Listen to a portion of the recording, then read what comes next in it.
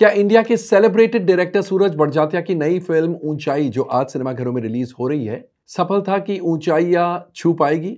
Hello friends, नमस्कार and welcome to Komal Nahta official. आप समझ ही गए होंगे इस वीडियो में हम रिव्यू करेंगे फिल्म ऊंचाई को। लेकिन सबसे पहले आपको याद दिला दूं कि अगर आपने अभी तक हमारे चैनल को सब्सक्राइब ना किया हो तो इस वीडियो को देखने के तुरंत बाद जरूर कीजिएगा।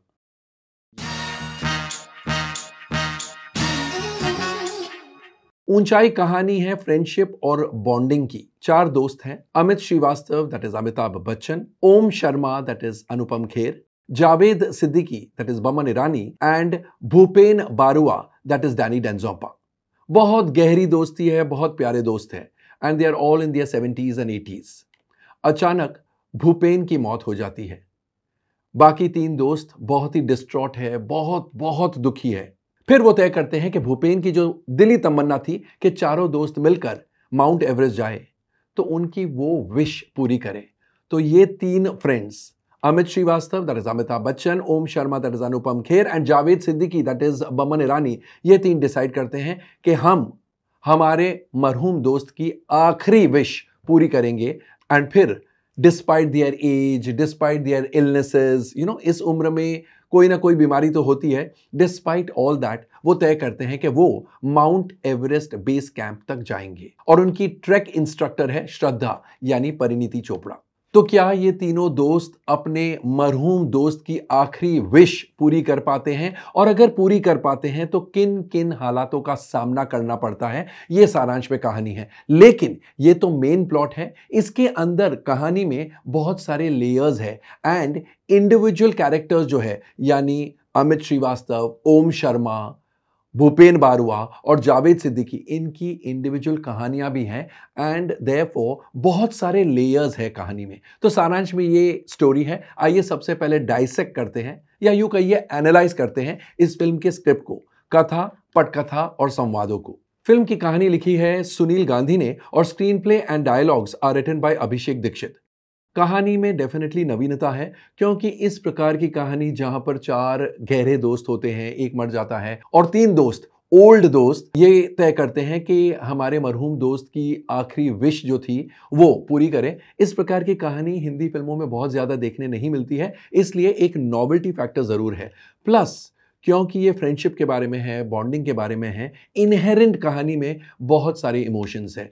और तो और जो इंडिविजुअल बैक स्टोरीज है इन किरदारों की, उनमें बहुत ही नयापन, बहुत ही फ्रेशनेस है। कभी कभी इस प्रकार की बैक स्टोरी आपने देखी है लेकिन उस बैक स्टोरी के लिखने का अंदाज काफी अलग है, जिसकी वजह से आपका इंटरेस्ट शुरू से अंत तक बना रहता है। अभिषेक दीक्षित का स्क्रीन प्ले जो पटकथा है बहुत ही बढ़िया है। सेकेंड हाफ में स्पेशली जब इंडिविजुअल बैक स्टोरीज खुलती है, वो लेयर के बाद लेयर अनफोल्ड होता है, उसमें ऑडियंस को बहुत मजा आता है और बहुत इमोशनल ड्रामा है एंड बहुत सारे लोग फूट फूट के रोएंगे। और अगर आप नहीं रोएंगे तो at least there will be a lump in your throat. कहने का मतलब है कि वो सारी बैक स्टोरीज दिल को बहुत छूती है और बहुत रुलाती है। एक दो प्रॉब्लम्स जरूर है स्क्रीन प्ले में। एक तो सेकेंड हाफ में क्योंकि ट्रैकिंग शुरू होता है एंड ट्रैकिंग का बहुत लंबा पोर्शन है, कभी कभी आपको ये फीलिंग आती है कि ये क्या ट्रैकिंग पर डॉक्यूमेंट्री बन रही है। Of course it's not a documentary क्योंकि जो बैक स्टोरीज है सेकेंड हाफ में ही देखने को मिलती है, अनफोल्ड होती है, लेकिन कभी कभी ये फीलिंग आ सकती है। और फिल्म का फर्स्ट हाफ जो है स्ट्रक्चरली इस प्रकार का है कि एक दोस्त मर जाता है तो बाकी दोस्त डिसाइड करते हैं कि हमें माउंट एवरेस्ट बेस कैंप पर जाना है। तो आपको लगता है अब फटाफट माउंट एवरेस्ट बेस कैंप की जर्नी शुरू होगी, लेकिन वो जर्नी बहुत समय बाद शुरू होती है। उसके बीच में बहुत सी और बातें बताई गई है, इसलिए वो impact of the demise, impact of the death dilute हो जाता है। स्ट्रक्चरली ही इस प्रकार से लिखी गई है और अगर ये ट्रैकिंग पहले शुरू हो जाता तो इंपैक्ट, इमोशनल इंपैक्ट इस कहानी का और भी ज्यादा बढ़ जाता। But that is a structural mistake कह सकते हैं, या स्ट्रक्चरली उन्होंने इस प्रकार से कहानी लिखी है तो वो एक माइनस पॉइंट है। और माइनस पॉइंट भी इसलिए क्योंकि ये बूढ़ों की कहानी है। Amitabh Bachchan, Anupam Kher, Boman Irani, Danny Denzongpa, Neena Gupta, Sarika, they are not young actors और इसलिए यंगस्टर्स का इंटरेस्ट सस्टेन करना इतनी लंबी कहानी में वो थोड़ा चैलेंजिंग हो सकता है। But otherwise having said this, it must be added that the second half का ड्रामा एक्स्ट्रा ऑर्डिनरी है एंड वेरी वेरी इमोशनल है।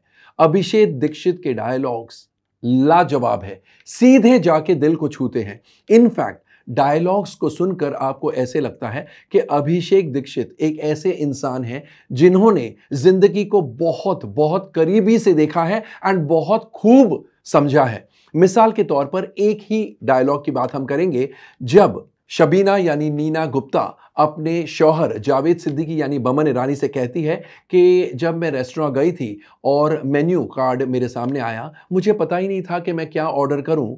तब मुझे एहसास हुआ कि जिंदगी भर मैंने आपके लिए एंड अपनी बेटी हिबा के लिए ही ऑर्डर किया है। मुझे तो ये भी नहीं पता कि मेरे लाइक्स और डिसलाइक्स खाने में क्या है। It sums up the story of every mother and every wife, क्योंकि mothers and wifes actually sacrifices इतना करते हैं कि उनकी लाइफ उनके हस्बैंड एंड उनके बच्चों के इर्द गिर्द ही घूमती है। वो अपनी personal choices, personal likes and dislikes भूल ही जाते हैं। सो इस प्रकार के डायलॉग्स है जो सीधे जाके दिल में घर बना लेते हैं। Dialogues are exceptionally good. ये तो हुई बात स्क्रिप्ट की। अब एक नजर डालेंगे एक्टर्स के परफॉर्मेंसेस पर।